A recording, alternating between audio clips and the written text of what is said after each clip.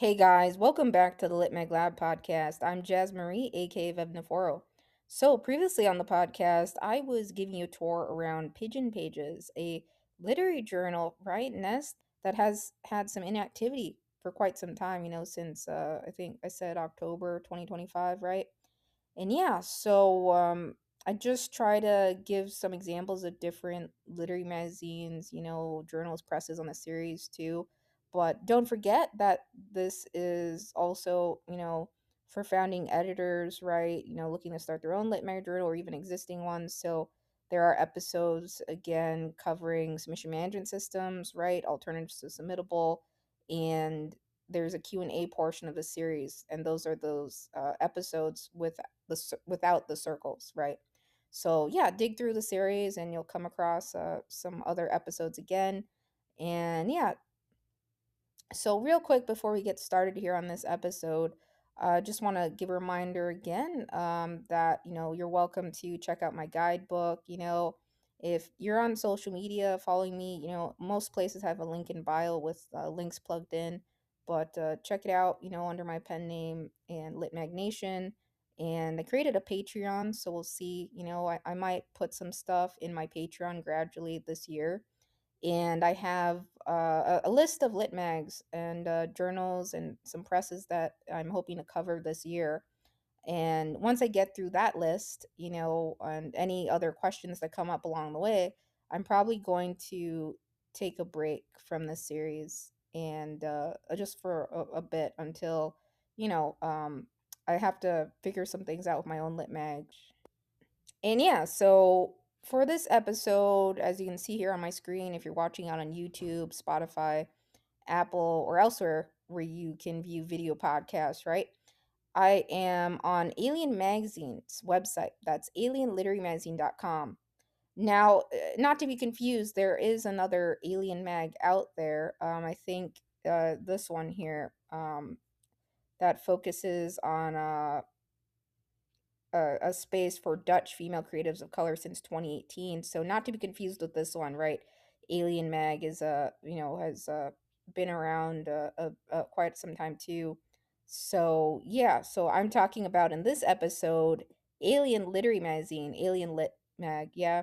So yeah, um so, just a reminder on this podcast, I don't just cover lit magazine journals that are open, right? I also touch base on giving examples of ones that, closed, or, like with that past episode, right? Pigeon Pages, I was going over one that sort of has an inactive unknown status, right? As an example. So, this is one on my screen, right? On Chill Subs, right? That is showing Rest in Peace Alien Magazine 2019 to 2025. So yeah, um, you may recall from episode 34, I was looking for Alien Magazine. And I was like, where is Alien Magazine? What happened to Alien Magazine? Because it was one I always remembered.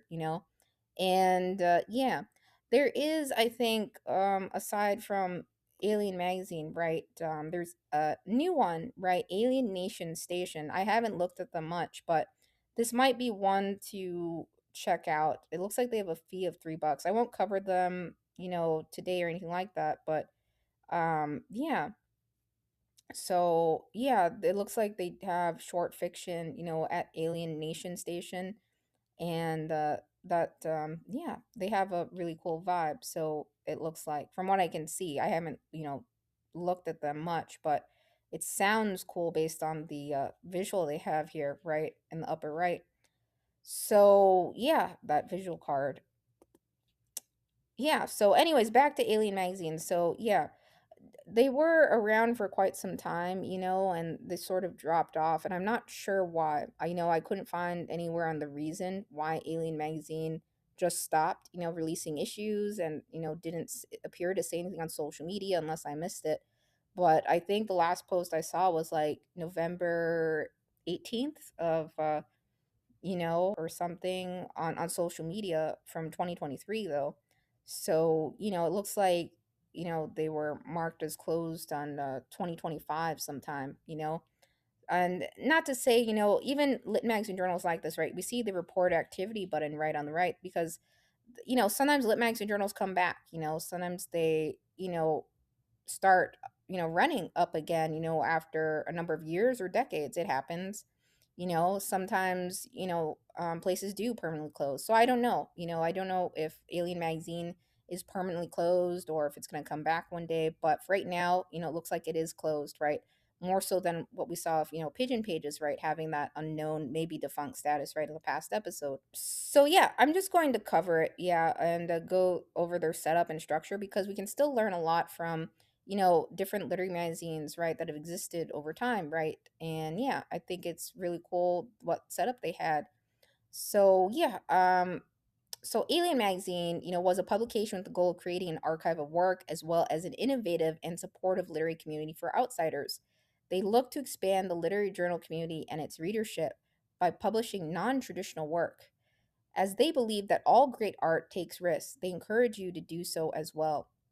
So yeah, on social media, they had quite a significant following. You could see, right, and based out of U.S., founded in 2019. So yeah, so 6 years it looks like. Now I don't know, exactly if this is accurate. 2025. The last published piece or one of the last issue went out. It could have been 2023, but maybe not. I don't know. But yeah, and so there are other things that can be unlocked, with a chill subs plan. And yeah, that may be for you if, totally, again, always recommend, creating a chill subs account and, seeing if a plan, is something you totally want, because there's a lot of value from it, totally. None of these episodes, again, are sponsored or anything like that, and yeah, it looks like there were 1,097 bookmarks on Alien Magazine. And if I recall, they did pay writers for their work and I think visual artists as well. I could be wrong, but we can head over to their site and take a look at that. It looks like when a magazine, has RIP on it, that some of the other fields are, as of 2026, not there anymore. So yeah, um, let's go over to Duotrope 2 just to see what that looks like. So when the magazine, has RIP, on Duotrope side, right?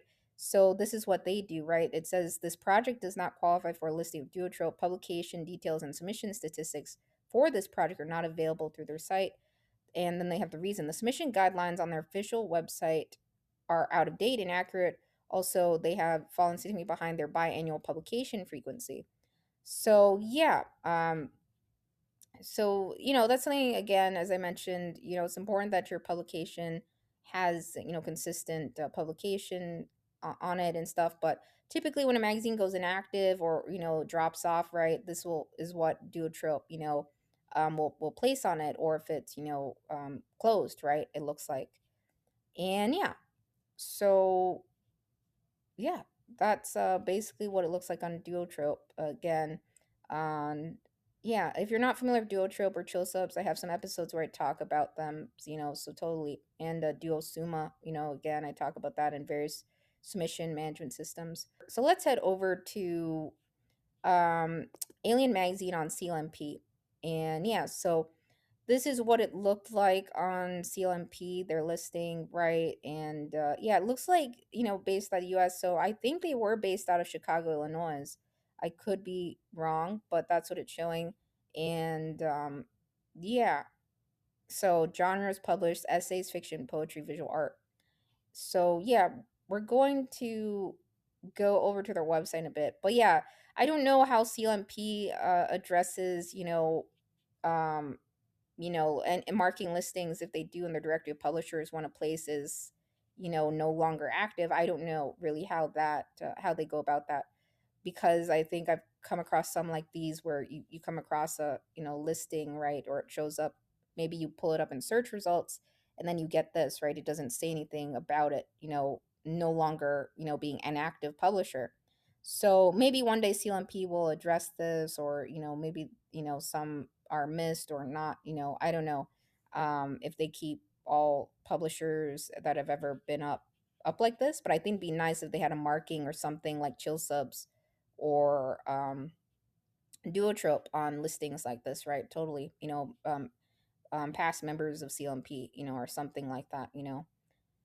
And yeah, so let's go over to their website. So this is alienliterarymagazine.com. So their website is still up, and yeah, a lot of founding editors, who have run lit mags journals or presses over years tend to keep their website up as long as possible, right? Because there are a lot of really amazing pieces, right, that they've published, and a lot of history and great memories, right, from running a literary magazine or press. And yeah, so I think, this is really cool, right? They're landing visual art right here on their website. And we can go, I think this is home, right? So yeah, so that's the home page. And then issue 9 was the last issue they released, that I'm seeing here. So if we click into this, right, issue 9, this is how they have the layout, right? They have the looks like issue cover of issue 9. And yeah, you can see November 2023. So that's the last issue, for Alien Magazine.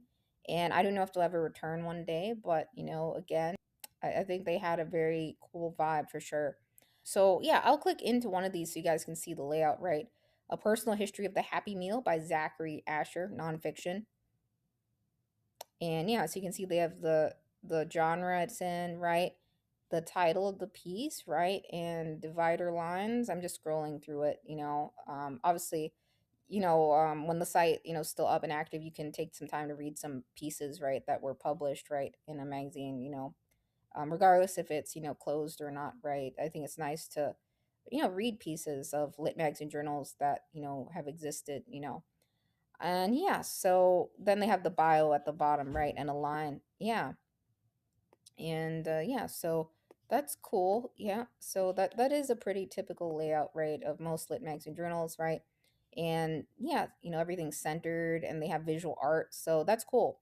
I really love the visual art that Alien Magazine featured for sure. Very cool. So they have it all laid out here, right? All the visual art, right? And you just scroll through and you can see, you'll notice, right? Sometimes lit magazine journals will choose to spotlight maybe a visual art piece on maybe their main page, and I think we saw that, with Six Finch, right? Spotlighting, you know, uh, a visual art piece or submission as the cover for the issue or somewhere on the site, spotlighting it. So I think that's really cool. So yeah, this was David Larson's work, and yeah, we see the bio at the bottom here of my screen. Probably can read it. And yeah, so that's really cool. Yeah, very awesome visual artwork. I love traditional art, and urban landscapes are definitely cool. So yeah, let's go back here. So fiction, right? Probably gonna have, right, the same layout as nonfiction. Yeah. So I'm just clicking through for you guys.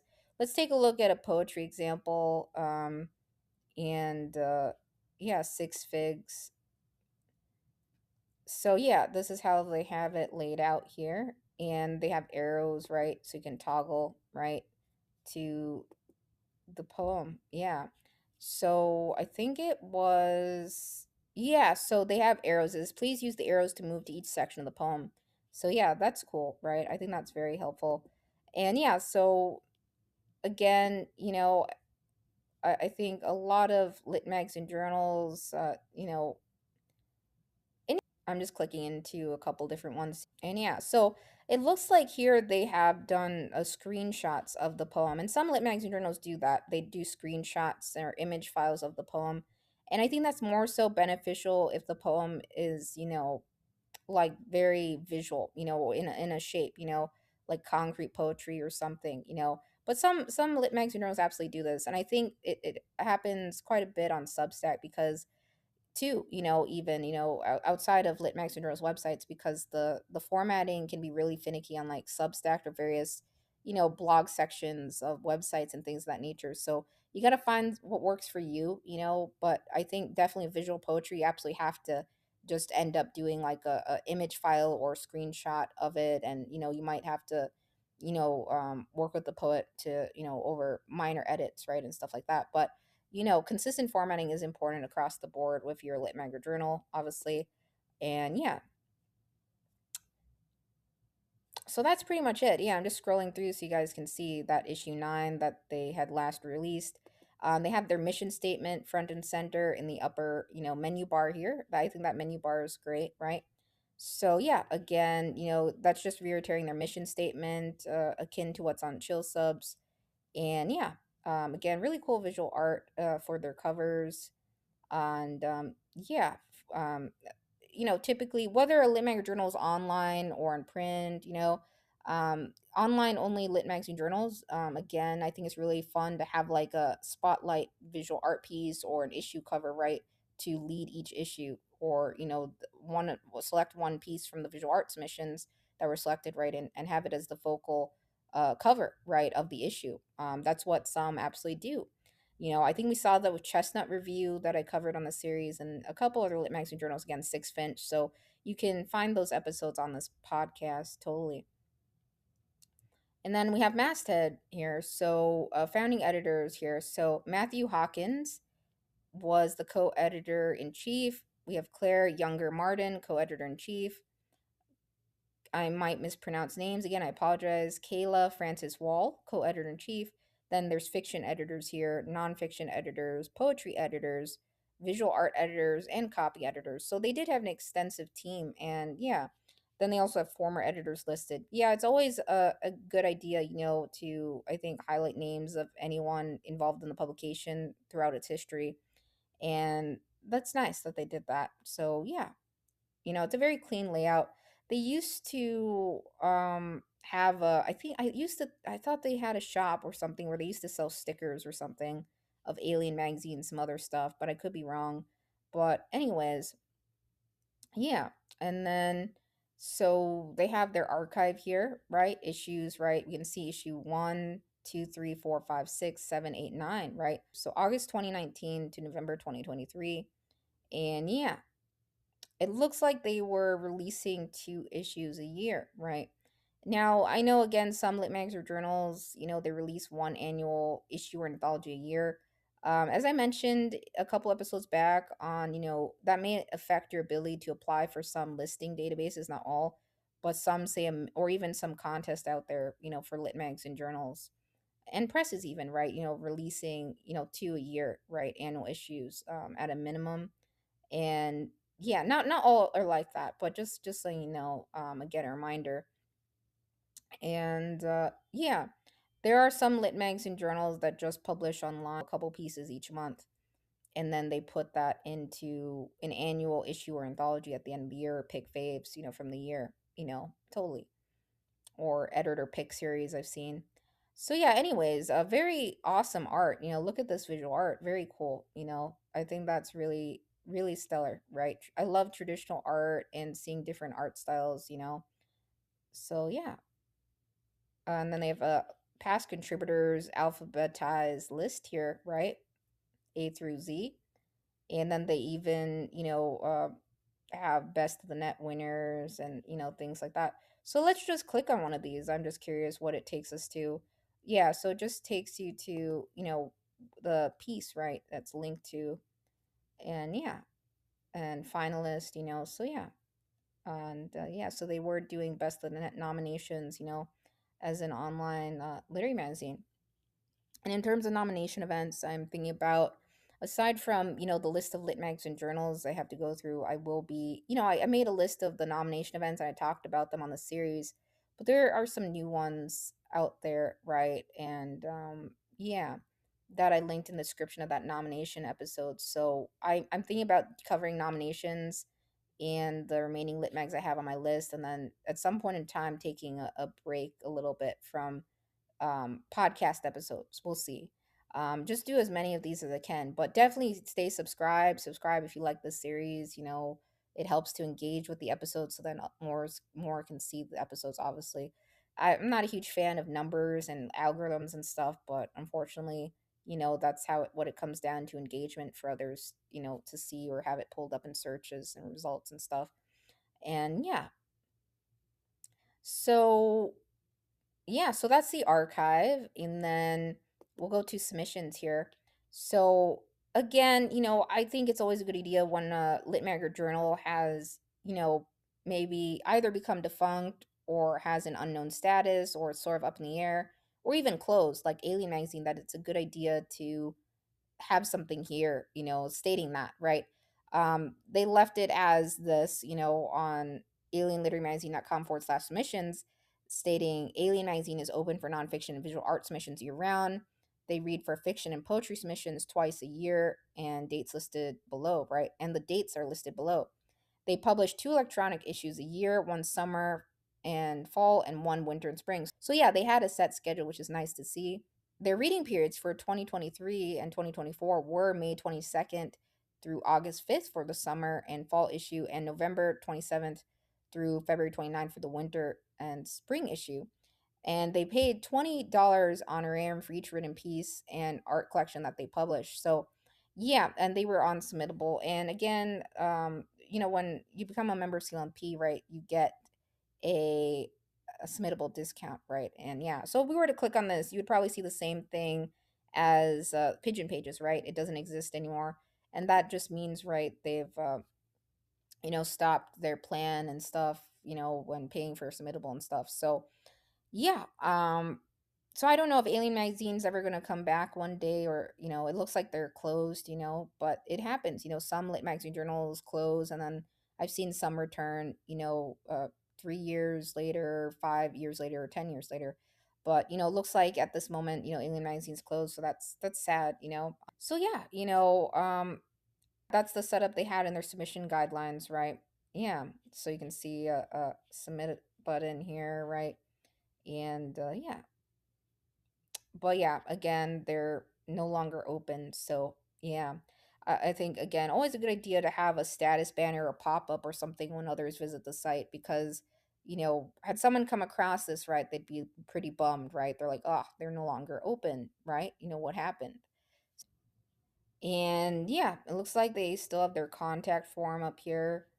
And yeah, but sadly they closed. So yeah, so I'm just gonna head over to FAQ. So look at that little alien. So here's the FAQ again. So it says here, right? Are you a science fiction magazine? And they state no, they're not looking for any specific genre. They just think aliens are cool. So yeah, that's an important reminder. Again, just because a lit mag is called Alien Magazine, right? That doesn't necessarily mean that they focus on aliens or science fiction, right? They are open to everything, right? They're not looking for any specific genre. And yeah, so just be mindful about that. Same thing I mentioned on Pigeon Pages in the past episode, right? Another, magazine, and they're inactive, Pigeon Pages, right? As of, currently. But they don't just focus on pigeons or birds, right? At all, right? So just be mindful about that. Just because you hear something that sounds like it could be about, nothing but science fiction, or, a certain subject matter, that's not necessarily always the case with lit mags and journals, or names in general. But typically, I think it is nice when a lit mag or journal's name reflects what they, focus on, or has some cohesion around the name. But just like I mentioned, I think some other podcast episodes on here, right? So just keep that in mind. And I've mentioned that, I think, on a couple other podcasts and journals. But absolutely, there are some that do have their name outright, indicate what they're all about, right?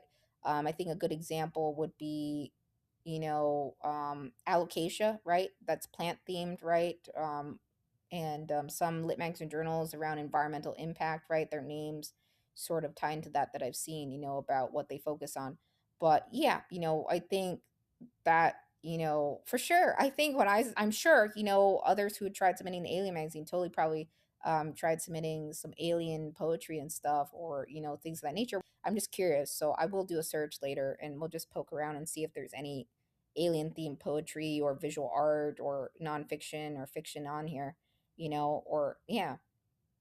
And yeah, so I'll do a search in a little bit here, just for alien, in the keyword. Just curious, if they ended up publishing, some, science fiction pieces or anything tied to their name, and I'm sure they did, over the years. So I'll do that for fun a little bit here. But so yeah, again, how often do they publish? They published electronically twice a year, once in August and once in February. Their open submission periods were from April through July and September through January. And yeah, again, I think it always helps to see what other Windows lit magazine journals have already out there. So, it just as an example for your own, if you're going to start your own, And I think regular windows are nice. I never really had regular windows because I tried to keep my lit mag open all year round. And yeah, it's really up to you, what you want to do. And if you want to do all year round with some breaks in between, that's fine. But I think for the most part, submitters like having regular submission schedules, and sometimes it's hard to stick to them because of life events. Absolutely. So founding editors, right, the staff, they all do what they can, right, as things come up. So yeah, so do they pay for published work? Yeah. Back when they're open, right, they paid $20 for each accepted piece of writing. So it says for piece of writing. So I don't think they paid for visual art. It just says for each accepted piece of writing. And then they did payments through Venmo, Cash App, and PayPal. So yeah, I think a lot of lit magazine journals, right, that don't use a submission management system like Subfolio, right, end up leveraging, you know, um, PayPal or other things. Submittable technically does have a built-in award payment system. However, as of currently, right, it's just not cost friendly, right, for anyone to, to add additional features and things like that. It's not part of the most basic plan. There was like, I remember when I went to check it out, it was like, oh, you have to upgrade to this, you have to upgrade to that, right? It kept running into that. And moving to Subfolio, you don't have that worry, right? Let's say you have an annual contest or you want to pay writers, right? You can leverage Subfolio has like a cool Stripe integration, right, which is nice, to be able to award payouts to writers if you're able to do that, right, or for a contest or something, and have everything central, right. And there's nothing wrong, again, with leveraging other alternative payment systems, but just keep in mind, not everyone perhaps uses one payment system, right, or is open to that. And I think that's the challenging part that a lot of lit mags and journals run into. But anyways, yeah. And yeah. And yeah, so again, I covered other submission man systems on here. They all have different, features and stuff that I've listed, even my guidebook, and mentioned. And over time, some things will change with those submission man systems, Ola, Dapple, other ones out there, they're gradually, adding features. And, even till this day, Submittable continues to evolve and add features and tries to improve, right? So yeah.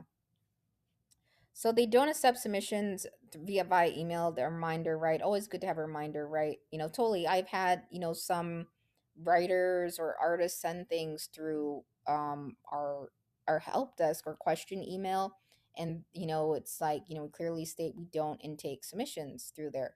But I typically would just redirect them, like check out our submission page, see if this call is what you're could be interested in. Like I point them to a call that we have, right? And that's it. So yeah. So always good to have reminders, how you intake submissions, and your sole method, if it's a submission man system, or not, and then and yeah, and then it says, why are you asking for donations when others? So then the question here is, why are you asking for donations when I submit? So it says through their CLMP member submittable account, they are able to offer unlimited free submissions. However, they do ask those who can give a small optional donation when they submit. This goes toward the upkeep of the website and supplementary accounts. Specifically, they have a monthly quota, and once they meet that, they donate all remaining funds to a charity or cause. And you can find where they will be donating to for a specific month by going to their Twitter account. So that's nice. I think that Alien Magazine did that. I've seen some lit magazine journals I share in this podcast do that. I think, was it Waffle Lit or one of the Waffle magazines, for sure. Yeah, give back to a cause, from issue sales or things of that nature, or donations. If you want to do that for your own lit magazine journal, that's very awesome and cool. So yeah. So that's awesome. In terms of donations, you want to be very cautious with the wording of that, right? If you're not a nonprofit, right? If you're not, you should typically stick to saying just tips, optional additional tips, because there's some things, like if you're going to use Stripe integrations or other things elsewhere, right? Like, they'll want you to change your wording for approval for some things in, like Stripe particularly is uh monitors that, the wording you're using, so unless you're, a nonprofit, right? You know, you should, you know, just be mindful about that, right? You know, how you're saying that, you know, just like in your landing pages and elsewhere, right? It should state tips. Like Safolio says tips, right? And yeah, and there are, you know, totally, you could still set up GoFundMe's and campaigns of that nature, or donation campaigns through other platforms, but you know, on your landing pages and others where others are submitting that activity and traffic, they should see, you know, if you're going to intake, you know, tips, right, it should say tips. You know, nonprofits, you know, registered nonprofits, right, they more so can say donations and things like that, right? Some integration software platforms will be very um, we'll look at that or screen you, you know, for things like that. So you want to be careful about your wording. Just a reminder. So yeah,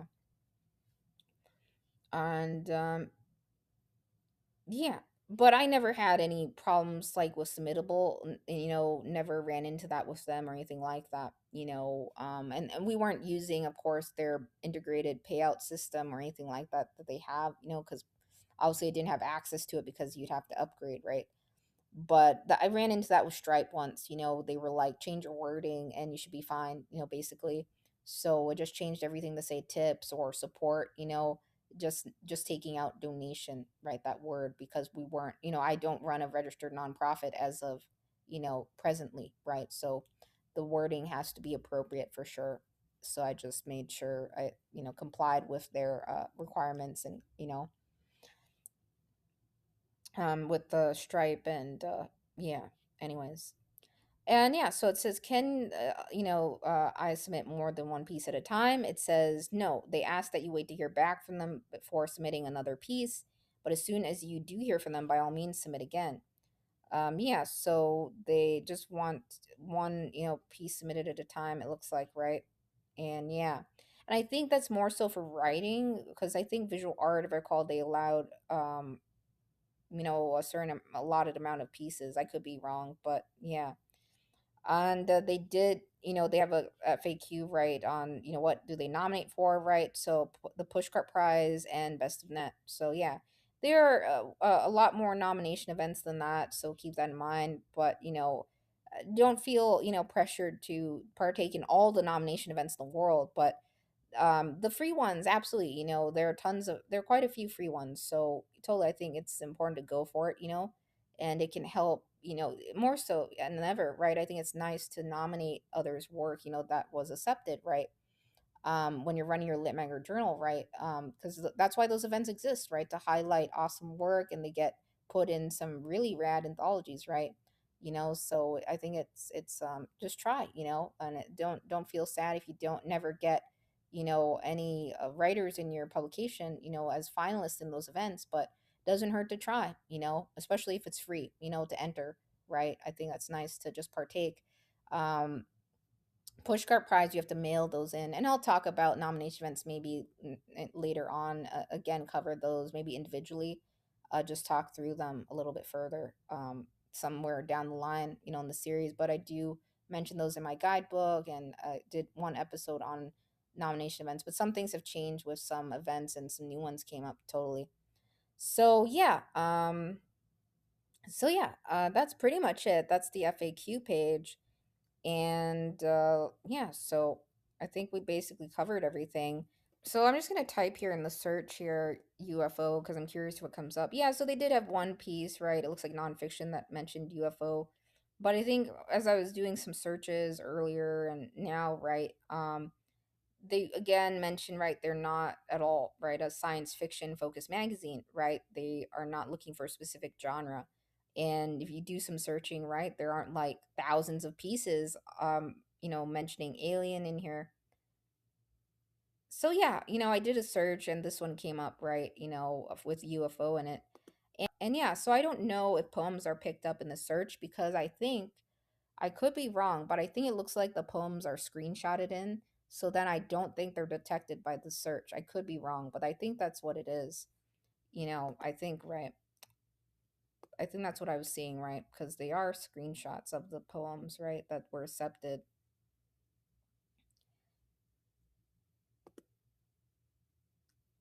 So yeah, because I don't think, yeah, because I these don't look like they're just the text, typed out or anything like that, or entered in here. So yeah, it doesn't look like the text is just laid out here in the poems, right, of Alien Magazine that were accepted.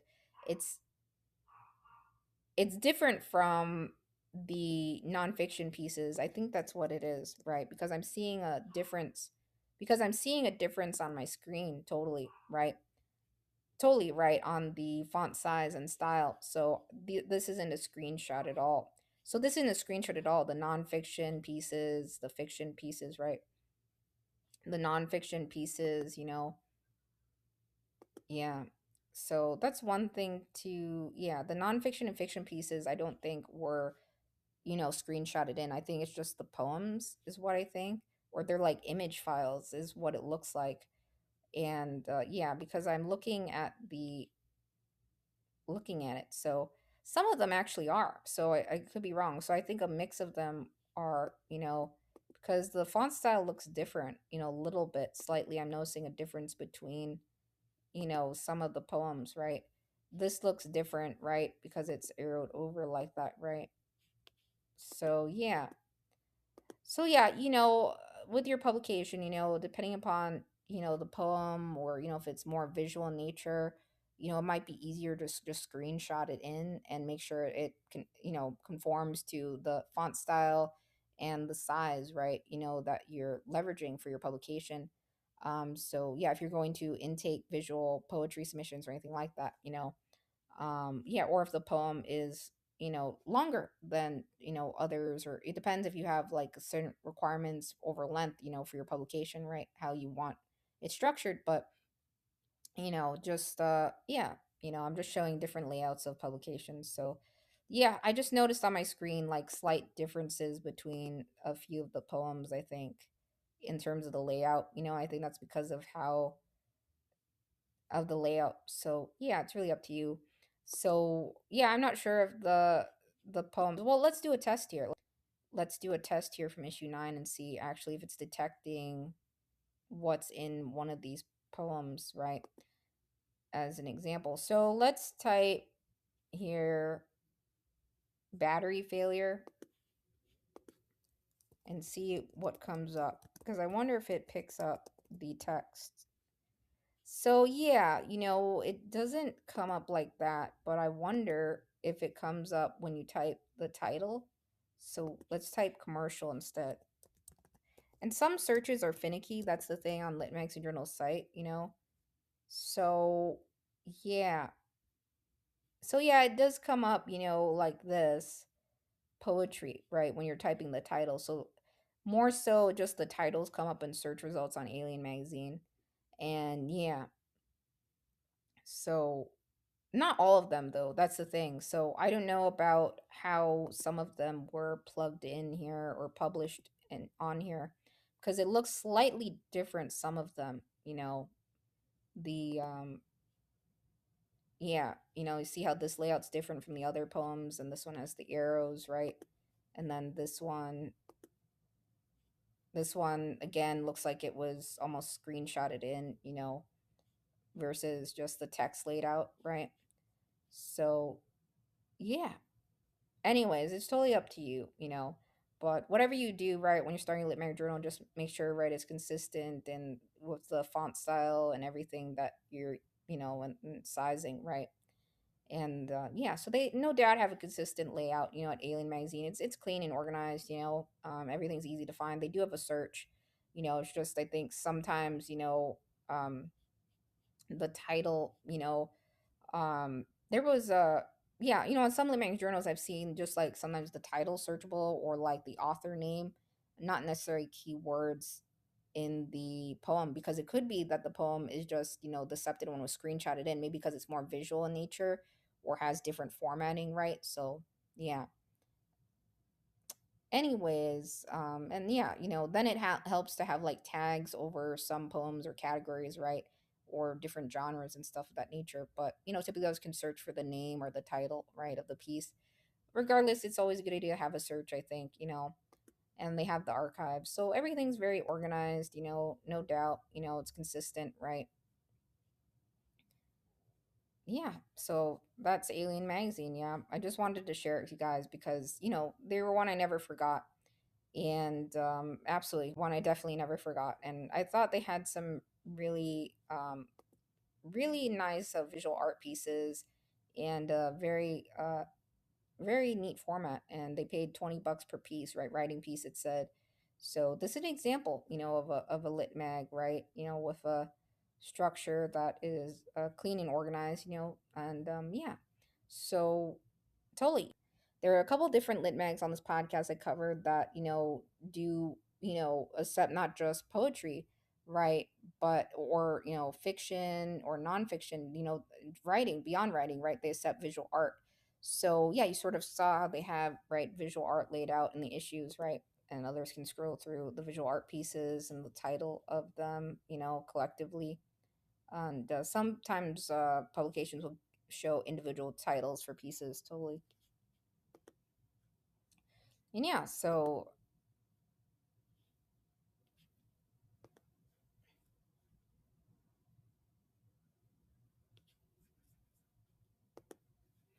I just wanted to scroll through and show you guys an example of Alien Mag, So yeah, I just wanted to scroll through and share Alien Mag with you guys because they were one publication I never forgot. Absolutely. And yeah, I'm just clicking in so you guys can see, the example again of, different setups. And yeah, so totally. There are a couple different lit mags and journals I've covered on this podcast that intake visual art, not just writing. So, look back at that. And yeah, I made, I think, a playlist of, oh yeah, Waffle Fried. I think that was episode 92. So you could watch that if you're interested. And then Six Finch. I don't remember what episode that was too.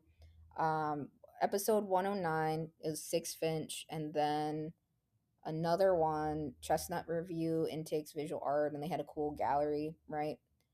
And what episode were they? I'm trying to remember it off the top of my head. I think it was 87. Yeah. So yeah, totally check out those episodes. Yeah. And yeah, if you're looking for some more visual art examples of lit mags and journals, right? And yeah, I put in a playlist in a couple places so you can, dig through those. And yeah, not in all places where you're listening to this or watching the video on the screen, but yeah. So that's Alien Magazine. Yeah, Alien Lit Mag, alienlittermagazine.com. That's what their URL is showing. And yeah, so not to be confused with the other Alien Mag, so just this is Alien Lit. So yeah, so that's it. Yeah, last issue they released was November 2023. So I don't know, they never put, again, I think, if you're ever going to take a break from Milk Journal, we're ever going to close it, right? Always a good idea to have a sign or something up here, or yeah, or some sort of note or message, even on social media. But sometimes things come up, and you just things, yeah, but anyway, some things come up, in life and things like that. I don't know. So yeah, I don't know again why Alien Magazine closed, but I just wanted to take the time to show the layout and structure of their magazine because it is one online one. I never forgot, for sure. So check it out, dig through it some more. Their site's still up as of June 2026. So always a lot of fun to dig through lit magazine journals, regardless if they're open or not, right? So on to the next one. Yeah. And I promise I won't just cover, again, closed lit magazine journals. I've covered quite a few that are open and active or been longstanding, and even new ones that have, been created recently. So yeah, mixture. And then there's a list I'm going through that I put together, and some other things I want to talk about, and in the series. So yeah, once I get through my list, I'm probably going to, again, I try to redirect my focus back and forth between this and my own lit mag, and restructuring things. And I'll talk about some of those things maybe in a episode on things I'm working on personally, because I use this as an audio diary series, and maybe you take away something from it, like the Q&As I do. I share some more personal shares on those episodes and stuff. So again, check out my guidebook. I have links in bios on some social media platforms where you can, poke around through. And I put together some lists and articles too. And this podcast just accompanies the guidebook too. So yeah. Anyways, don't forget, there's also Alien Nation Station. It looks like, again, they were founded last year, 2025. So yeah, they're not fee free, but I don't think I'll cover them on this podcast, at this moment. But yeah, it sounds cool. Absolutely. Let's check out their website. I'm just curious, what it looks like. So that's Alien Nation Station. Yeah. So yeah, might be one to check out, yeah, sometime too. So anyways, I just wanted to cover Alien Magazine on the series. And yeah, I wish Smiddle would do, when, this happens, when Litmax or journals maybe stop their plan or something, it would be nice, maybe, that they had something beyond this, right? That would indicate that the Litmaker Journal, or some message on behalf of or some message that the Litmaker Journal could enter in here, right? That they are no longer accepting submissions rather than this oops page, right? Or something about the closure, right? Something like that, because I think you come across this in search results elsewhere, right? It might be confusing for others, but anyways, yeah. So maybe one day that message will change the oops page, when Litmax your journals are inactive, close, or stop their plan with CLP and submittable, or membership, option plan connection there, and yeah, so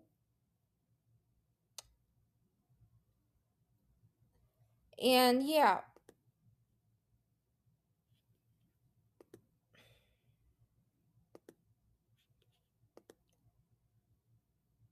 and I don't necessarily agree with this portion of the artwork. I think you can see that word on my screen and stuff, but yeah. Anyways, I think the artwork style is very cool and awesome. I'm not someone who's you know uh, keen on foul language in artwork.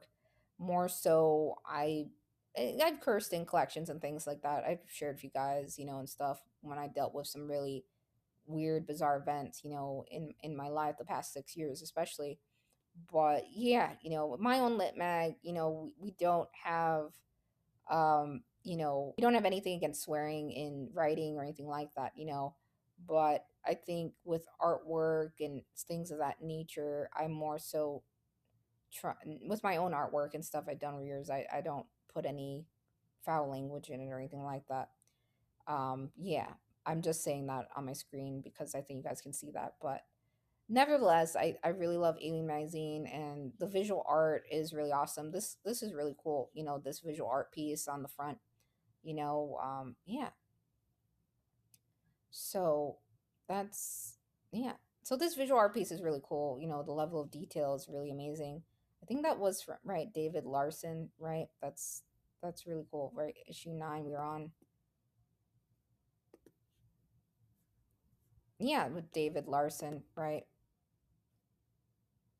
The urban landscapes, yeah. So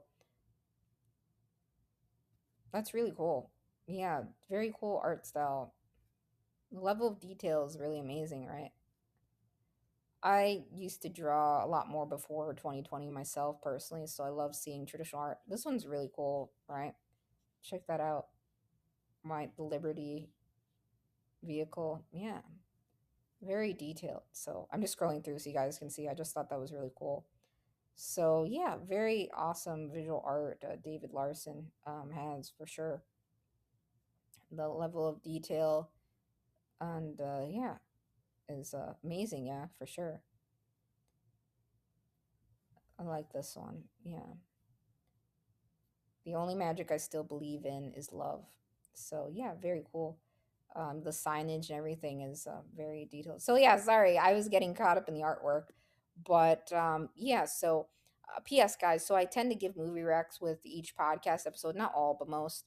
I would have to say I am absolutely a fan of the Alien franchise. For sure. I have seen all of those movies and films, and most recently I saw Alien Earth, right? I wouldn't say I'm a huge fan of Alien Earth. Was that on Hulu? Yeah. I saw that. But more so, um, I would say my favorite films, part of that, world, right? And the franchise would have to be, I think I have it on my screen here, Prometheus. So I think that was 2012, right? Prometheus is one of my all-time faves. And I also really liked Alien Covenant. That was 2017. And I pulled up letterbox pics here on my screen. So yeah. And then also Alien versus Predator. I think that was 2004. So I really like those, and I've seen all of the other ones too. The one with Adrian Brody wasn't too bad either, I think, but these were my probably top three picks. And I love all the ones of Sigourney Weaver, the originals, right? Totally. Those were awesome. Yeah, so I would say I'm definitely an Alien fan. I was rewatching actually just like last week, or I was rewatching actually just like a week or two ago, Alien, Covenant, and then also the most recent one. What was it called? Alien Romulus. Yes, so I've seen Alien Romulus. Still, I'm a huge fan of the originals, and I really like Prometheus and Alien Covenant and Alien versus Predator. Yeah, the 2004 one. But yeah, Alien Romulus wasn't bad at all. I thought it was pretty cool. I didn't. I might have to rewatch Alien Earth. I didn't really, I wasn't really focused on it as much. But yeah. Anyways, those are my movie recs for this episode, and yeah, that's pretty much it. I was just showing you around Alien Mag and some really stellar visual art. For sure. I think that's I personally really, again, I said this on multiple episodes, but really love publications that include traditional visual art, from scratch, right? So many cool styles, for sure. And yeah, so again, this is a great example of how you can still do that, as an online literary magazine, right? And highlight visual art and have tiles and a grid, and others can click into it and find the pieces tied to each issue, right? So yeah, it's not always necessary to be a print magazine. You do take on additional costs, right? And yeah, so again, not sure why they closed, but loved Alien magazine, what the work they had published and all of that. It's one I'd followed for quite some time. So just another one I wanted to take the time to share and to give an example and talk through their layout and setup. I think it helps when you're starting your own lit mag journal just to look at different examples of setups, right? And use that as a blueprint for your own and things to take in consideration, right? In terms of FAQs, right, and structures, and yeah, so I hope it helped. Again, they're closed, so don't submit to them, right? I don't know if they're coming back, but at this time, or anything like that one day, I don't know. But again, yeah. And so for the next episode, I'm going to just give one quick update. I do some update episodes because I like to do that. Sometimes things change with lit mags and journals, and sometimes lit mags come out of closure or announce that they are, have are working on something, or in the midst of coming back. So there's one I cover in this podcast I want to take time to share, and some other ones I mentioned that I've learned about their status changing. And maybe I'll put together an episode or a very short clip or something on that. And yeah, oh, on their FAQ page, so one more thing I just want to tack on here. I think it is a good idea always to state when others will receive payment, like the window they should anticipate payment, right? Like specified in the FAQ. And then also when others, should expect to hear back from you, for decision. Now, sometimes, windows, response time windows, you'll average response time windows, you'll see it, perhaps on chill subs, elsewhere in listing sites, but I think it's a good idea to say X amount of days, X amount of months, right, on the site, and that's just something, of course they're closed, at as of currently, but just some things in the FAQ, and I think I shared in other FAQs, right? You can of course take a look at a couple different FAQs out there of lit mags and journals, and then I think it's always a good idea to have one, because every lit mag's a little bit different, and submitters have questions, like when will I hear back? When, if I get an acceptance, when will I receive payment? And things like that, right? So yeah, how do I withdraw a piece, right? Things like that, and yeah. So yeah, and are simultaneous submissions accepted? Things like that, right? So yeah, that's all. So, anyways, Alien Magazine, very cool. A lot of really awesome art for sure. Um, Again, I'm not really huge on swearing in art itself, but I have sworn in collections and stuff for sure. But yeah, but nevertheless, I think the landing art is very awesome, very cool, and really love the structure Alien Magazine had. I thought it was very unique, for sure, memorable, so definitely wanted to take the time to share it, and that cover is really cool, and a lot of these are so, you know. Yeah, so always fun to read lit mags of the past, or ones that, it hasn't, been closed for like 10, 20 years or anything like that, right? It's just you know, yeah, we're coming up. Their last issue was issue 9, right? November 2023.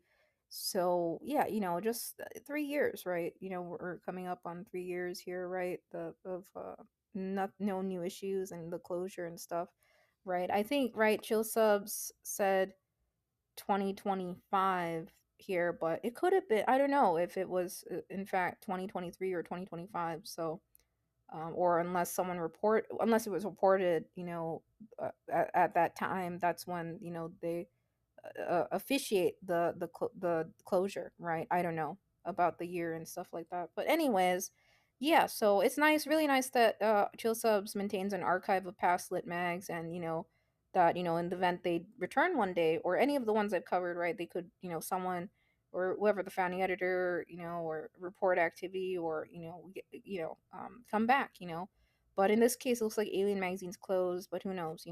It's subject to change. I've seen lit mags and journals close and then come back again. So, anyways, just sharing it. And yeah, that's all. Oh, one more thing. Sorry. So again, back when Alien Magazine was open, right? They did have, I recall, visual art, right? Visual art calls, right? And all of that, as we saw, right? And the amount of allotted pieces and all of that, right? In their submission management system, submittable, right? That they were on. And yeah, so that I don't see anything here from the FAQ on that, and I can't remember if they had something here pertaining to that. I do recall though that they had it in their submission management system bucket, submittable. When you would go into submit, and it would have visual art call, right, and then a lot of pieces. So yeah, um, it's a good idea, overall, to have like your full guidelines and your FAQ collectively on your site, and also, your bucket should have, those guidelines and everything too, like in both places. Also great for, like if Duotrope, that team checks, or anyone else who comes across your site, right? They can see it, even when the call bucket's not open, right? They can see in advance what the guidelines are for like a visual art call, right? The types of files accepted, the allotted amount, all of that, right? So, anyways, yeah. So I just try to mention things, that I think about when look coming across, lit magazine journals, even ones that from the past. So, anyways, yeah. So I don't know. I can't remember if this changed or anything, but it's been a while, yeah. So very sad, to see this magazine close, but uh, very beautiful online issue covers, and everything. And they had it laid out like that, right? I showed you like a more of a scrolling, and categorizing each you know poem, fiction, nonfiction, all of that, right? Visual art in a column, right? Tied to each issue. What some lit magazine journals also do, right, for online publications, some of them, not all of them do this, like as I've shared on this podcast, right, have digital flip issues, to maybe improve the readability of it, or to make it feel like a magazine, digital magazine that you can flip through, right? But it's not always necessary, right? This is a prime example, right? Again, tons of lit mags and journals out there that are online only, and they still are able to create, issues in this format, very cool, right? So that's Alien Magazine. I don't know again, sadly, if they'll ever come back one day in the future, but it looks like it's no longer active and closed. But yeah, take care, guys, and see you in the next episode. Yeah.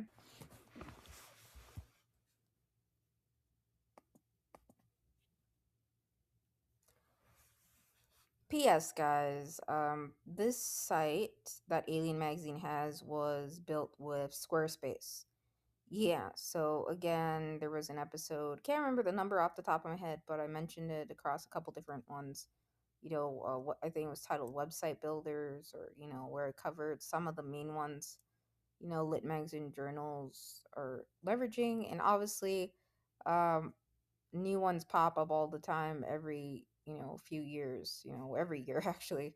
Tons out there besides what I covered, but I tried to cover the main ones. Squarespace is fairly common, right? And other ones out there. So yeah.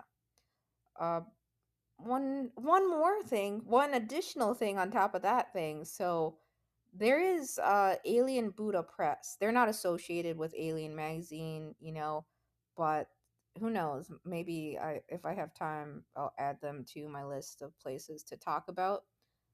Check them out anyways, Alien Buddha Press. I don't know if they're open right now or anything like that, but it's been a while since I stopped over on Alien Buddha Press's site, And yeah, so that's pretty much it, guys. Take care, yeah, and bye now, yeah. So that's pretty much it, yeah. Take care and bye now, yeah.